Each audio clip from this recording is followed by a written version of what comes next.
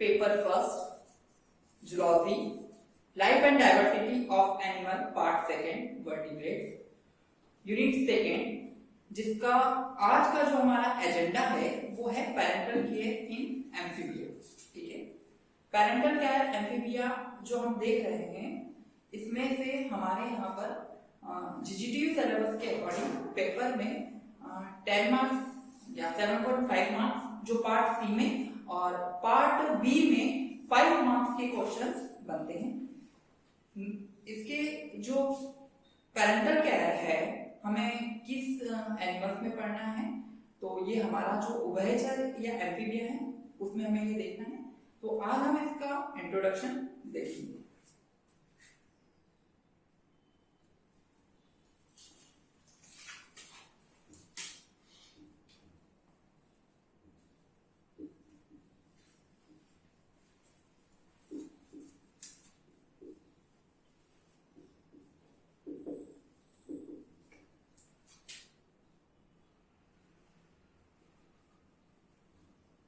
उभयचर में पैतृक लक्षण।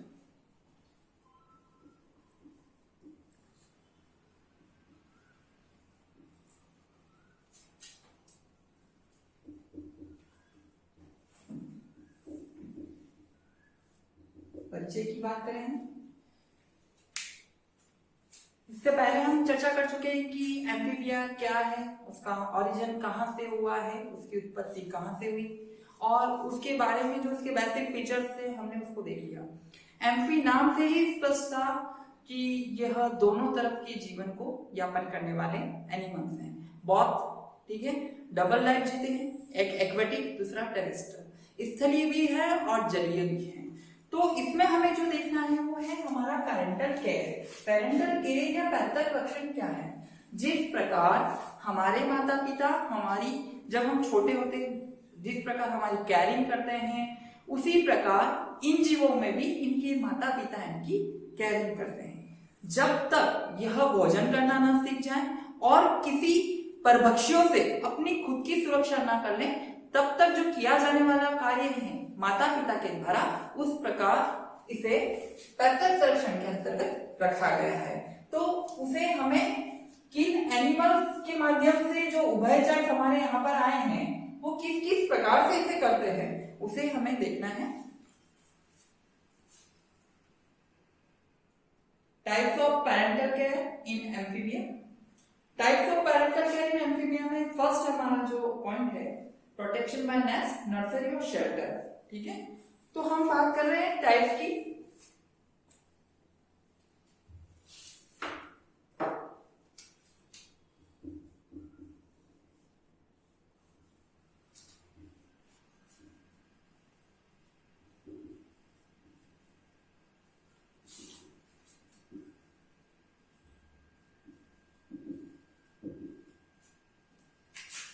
प्रकार को देखना है, ये दो प्रकार से संभव है। सबसे पहला हमें इसमें जो देखना है वो प्रोटेक्शन बाय नेस्ट,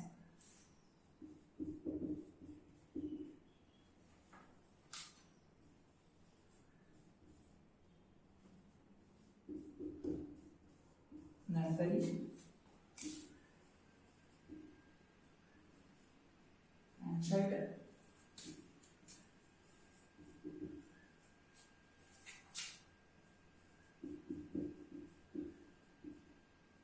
घोंसलों का निर्माण, शिशु सदन,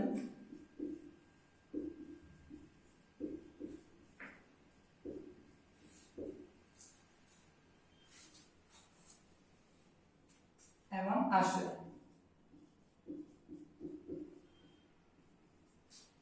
हमें इनके बारे में सबसे पहले जानना है कि उभयचर में किस प्रकार से ये घोंसले का निर्माण करते हैं, अपने शिशु को किन सदनों में रखते हैं।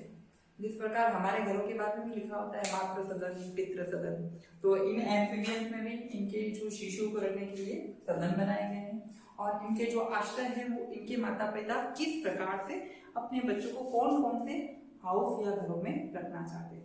तो पहला हम देख रहे हैं जो हमारा फर्स्ट पॉइंट है उसके तहत हम ए में देखेंगे। सबसे पहले कोई भी व्यक्ति होगा तो अपने बच्चों को सही जगह रखने के लिए सबसे पहले स्थान का चयन करेगा।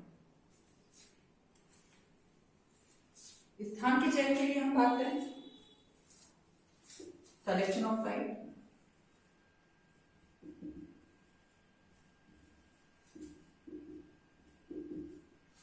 स्थान का चयन,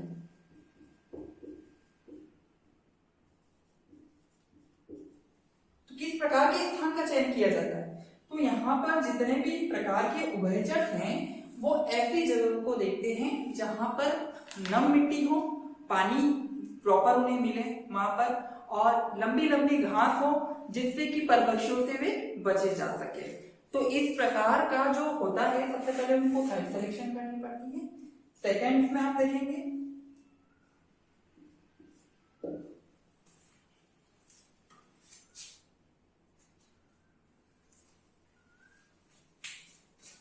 डिफेंडिंग ऑफ एग,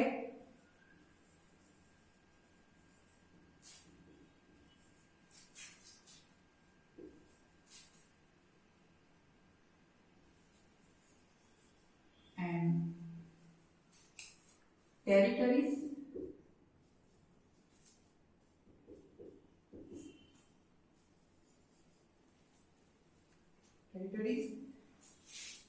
अंडों की किस प्रकार से रक्षा किया जाए और उनके जो आक्रमण हो रहे हैं उनसे बचने के लिए इनको किस प्रकार का प्रॉपर तरीके से इनको प्रतिरक्षा करनी चाहिए। तो इसके लिए हम बात कर रहे हैं कि जो हमारा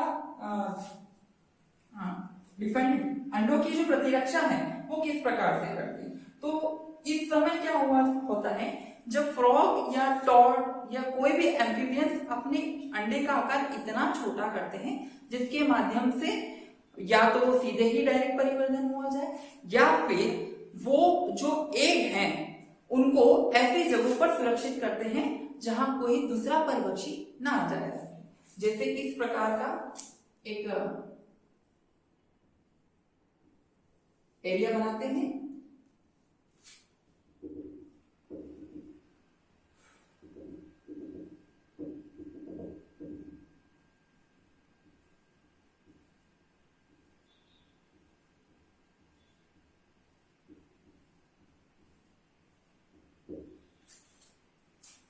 ये पानी से नीचे है, इसमें कोई भी परभक्षी इसके अंदर नहीं आ सकता और अंडे यहाँ पर सुरक्षित रह सकते हैं। मिट्टी में नमी होने के कारण इनके जो एग हैं वो कवचित नहीं होते हैं, पारदर्शी होते हैं, जिसके कारण से ये सूखते नहीं है क्योंकि नीचे की ओर पानी की मात्रा होती है। इसमें नेक्स्ट बात करेंगे हम डायरेक्ट डेवलपमेंट।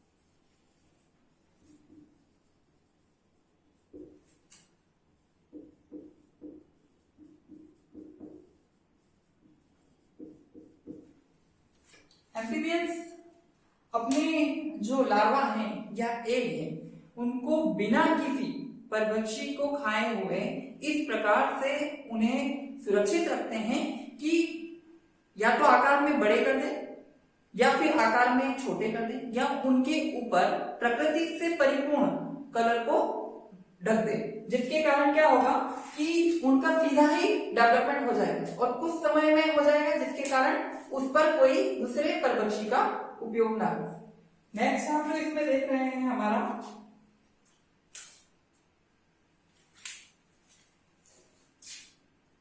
Form nest.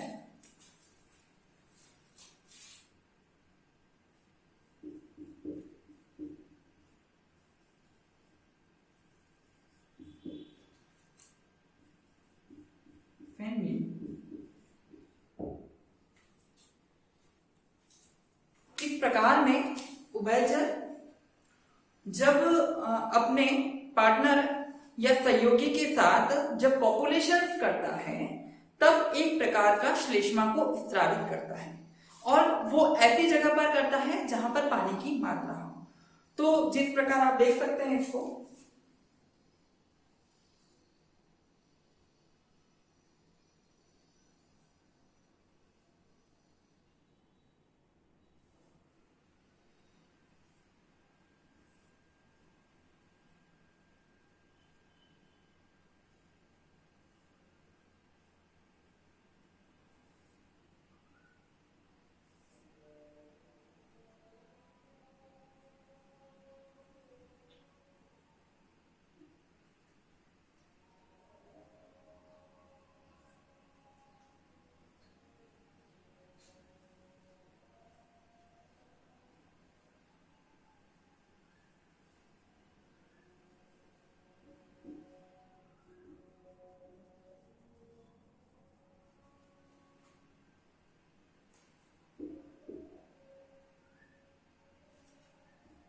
इस प्रकार का एक एलिमेंट होता है फैन नेस्ट के अंदर, जिसमें ये मेल और ये फीमेल, जिसमें ये एक दूसरे से जो कॉपुलेशन हो रहा होता है तो वाटर बॉडी के आसपास रहते हैं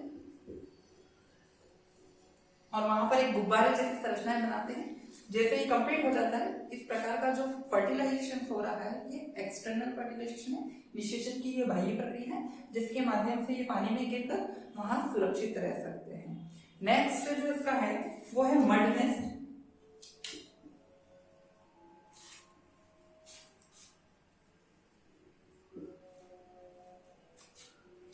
इसको पंखनीट के नाम से जाना जाता है।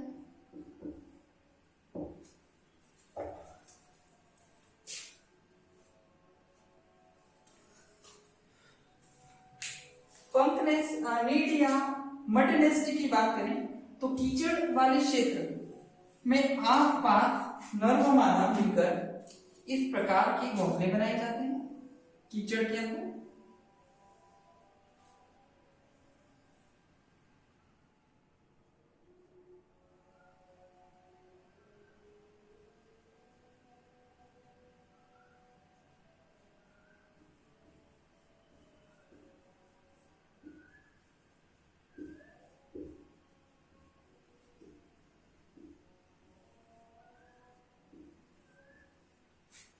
आसपास मडी है और उसके पास पौधों की लंबी लंबी जड़ियां हैं, जिसके कारण इनके जो टेडपोल लार्वा होंगे या इनके जो अंडे हैं वो यहाँ पर सुरक्षित रूप से पाए जाते हैं। और अंतिम है इसका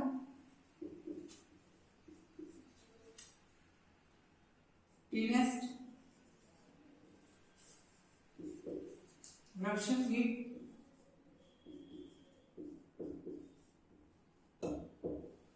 वृक्षनीट के अंदर हम देखें तो यह सबसे ज्यादा देखे जाने वाला रेकोफोरस नाम का जो हमारा फ्रॉग है उसमें देखा जाता है। इसको सामान्य भाषा में हम फ्लाइंग फ्रॉग के नाम से भी जाना जाता है। ये क्या करते हैं कि नीचे वाटर बॉडी या कोई जलाशय है और उसके ऊपर जो पत्तियां या पेड़ पौधे हैं वहां पर ये अपने अंडे को देते हैं। देखिएगा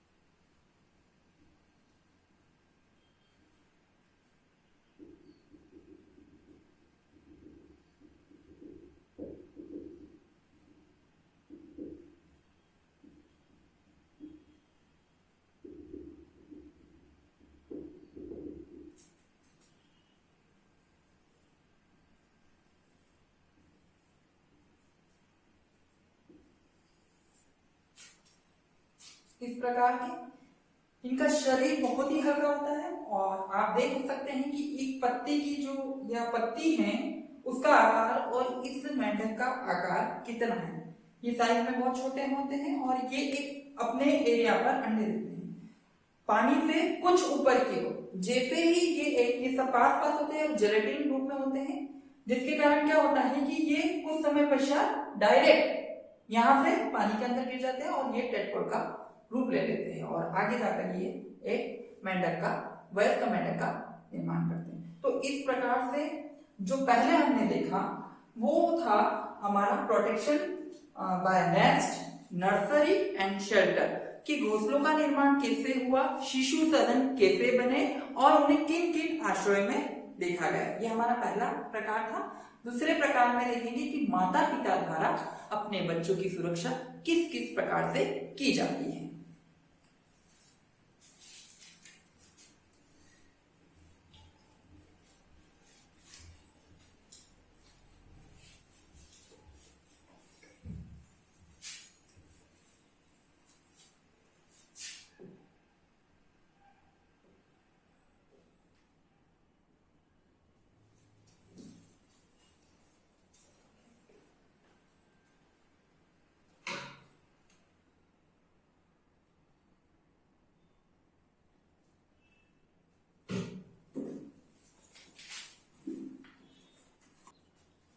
हमारा दूसरा जो प्रकार हम देख रहे हैं वो है डायरेक्ट कैरिंग बाय पेरेंट्स, माता पिता के द्वारा सीधा रक्षण।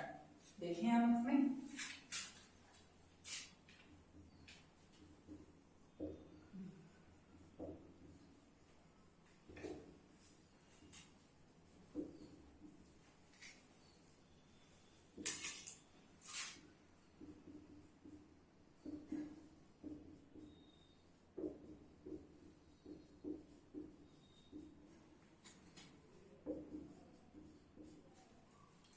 इससे पहले हमने जिस आश्रय में रहते थे वहां इनकी प्रोटेक्शन किस प्रकार से होती वो देखा था।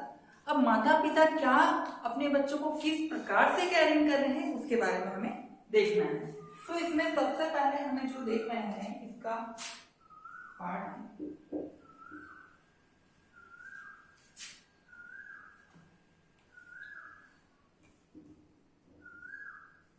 कॉइलिंग अराउंड एग, अंडों के चारों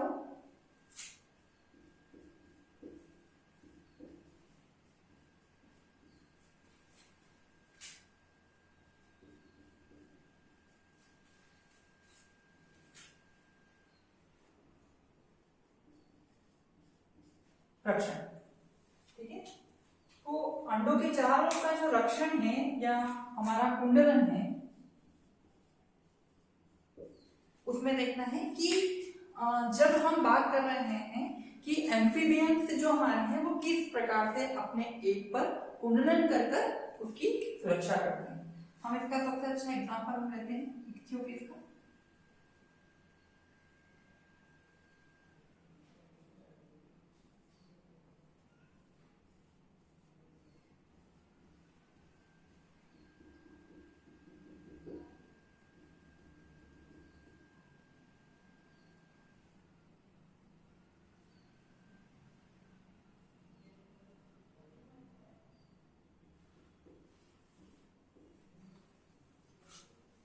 ये एक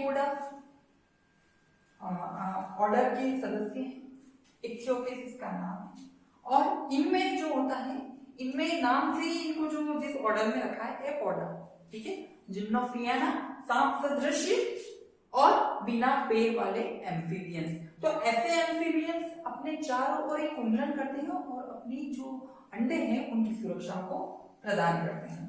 तो सबसे पहले हमने जब माता पिता अपने बच्चों को किस प्रकार से देख रहे हैं तो पहला हम इसमें देख रहे हैं कॉइलिंग अराउंड एग या अंडों के चारों रक्षण करना या कुंडलन किस प्रकार से हो रहा है। ठीक है,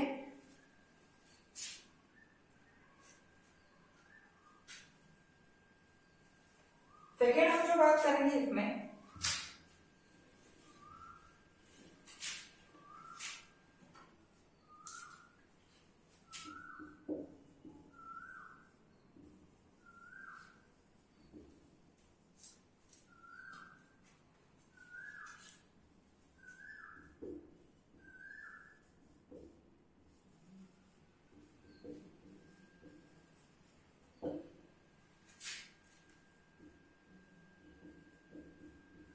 टेडपोल का जल में स्थानांतरण।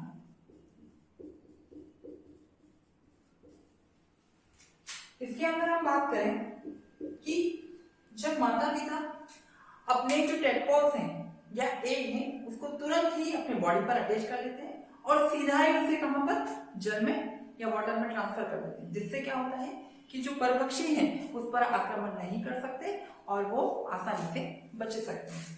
देख सकते हैं आप इस प्रकार से।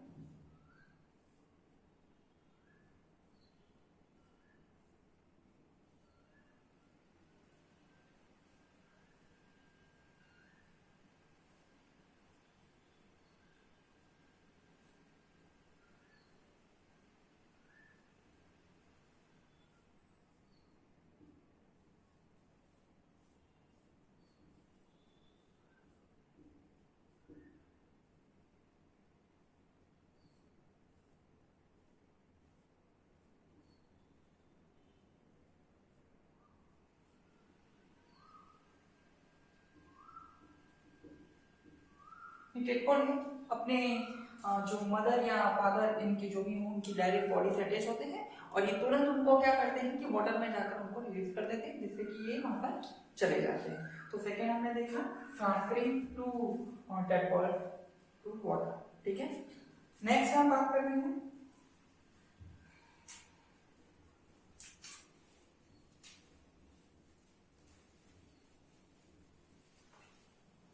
egg glued to body।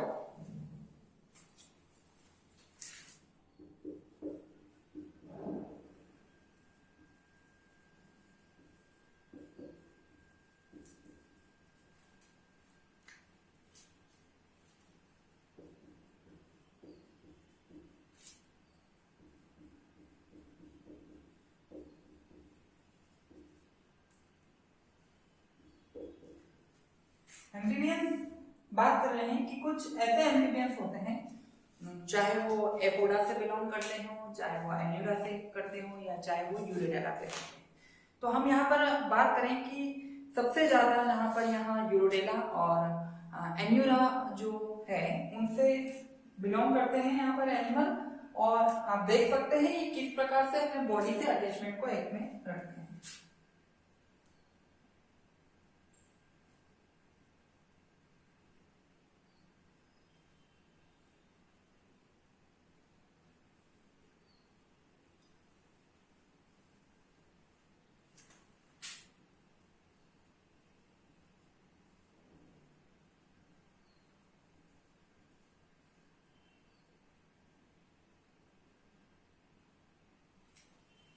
ये हमारा यूरोडेला का एग्जांपल हमने लिया है, कोई एक सैलामेंडर है या एक्सोलोटल लार्वा है इस प्रकार की। तो ये अपने नेक रीजन के पास में क्या करते हैं, अपने एग को चिपका लेते हैं। और हम एन्यूरा की बात करें तो इस प्रकार से।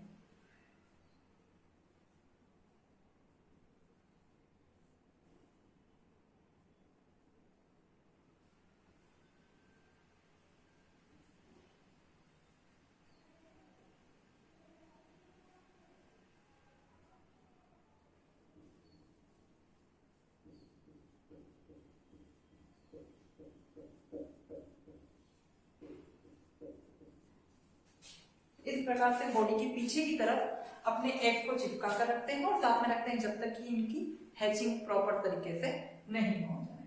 नेक्स्ट हम बात करेंगे एग इन बैक पाउच।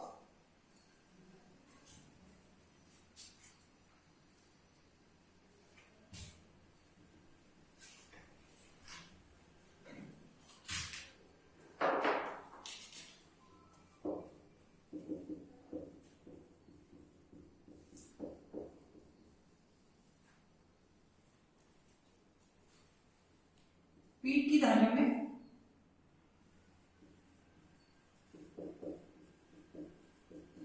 में अंडे। अब हम बात जो कर रहे हैं कि ऐसे जो एम्फीबियंस हैं जो आपके अपनी बॉडी के अंदर अंडों को सहेज के रखते हैं, जैसे आप देख सकते हैं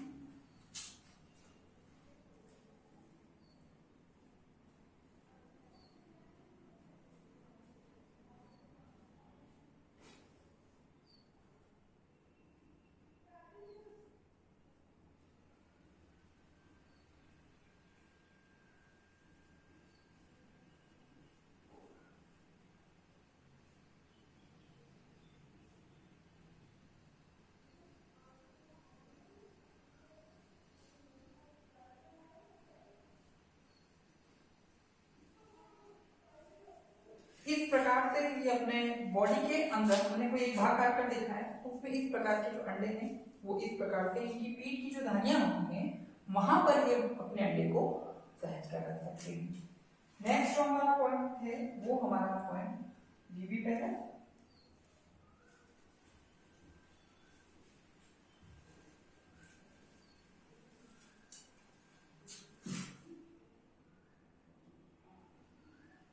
विविपेरस हम देखें यहाँ पर तो अधिकतर तो हम बात कर रहे हैं कि जो हमारे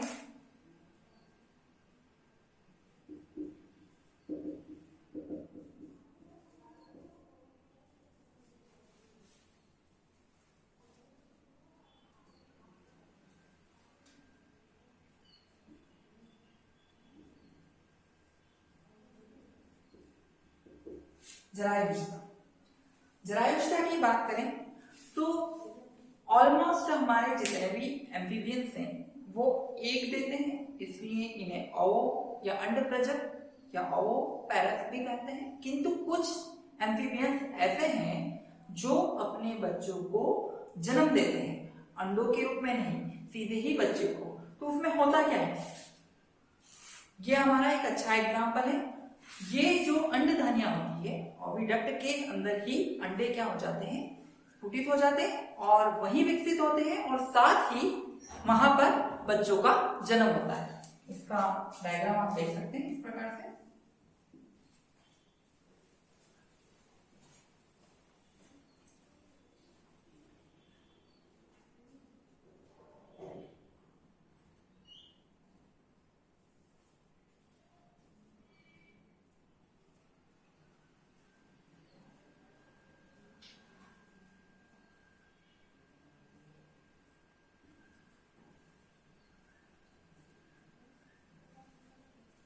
इस प्रकार से इनके इंटरनल पार्ट्स को हम काट कर देखें तो सीधे ही यहाँ पर जो इनका भ्रूण है वो विकसित हो जाता है और सीधे ही ये बच्चों को बाहर कर देते हैं।